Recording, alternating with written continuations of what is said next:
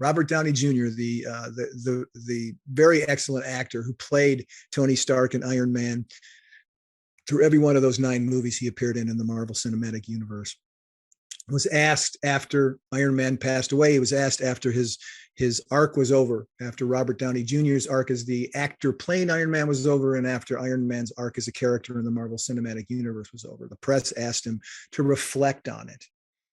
And this is an exact quote that Robert Downey Jr. gave about how he viewed the arc of Tony Stark and Iron Man.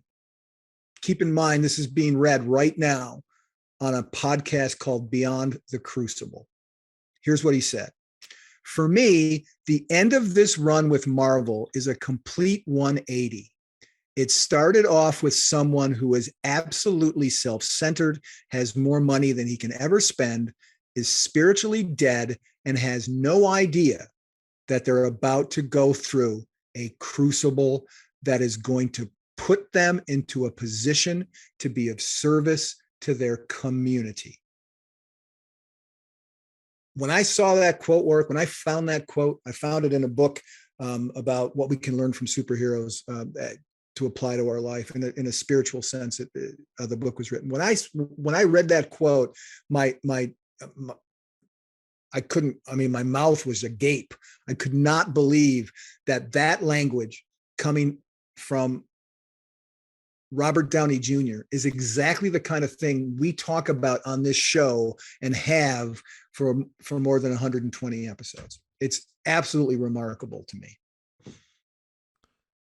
You know, it really is, Gary. I mean, Robert Downey Jr., he gets it, at least in this quote, certainly, that here you have the arc of this character as much as it's probably a bigger arc than any superhero we've covered so far, of going from a self-centered, hedonistic, narcissistic person to and as he rightly says, spiritually dead, to going through a crucible where he does serve his community, he does serve humanity, he becomes somebody that cares about other people, is capable of having a serious relationship, both with friends, fellow travelers like Captain America and other superheroes, as well as Pepper Potts, who becomes his wife and, has a child with. It's just an amazing arc of his character that he goes through.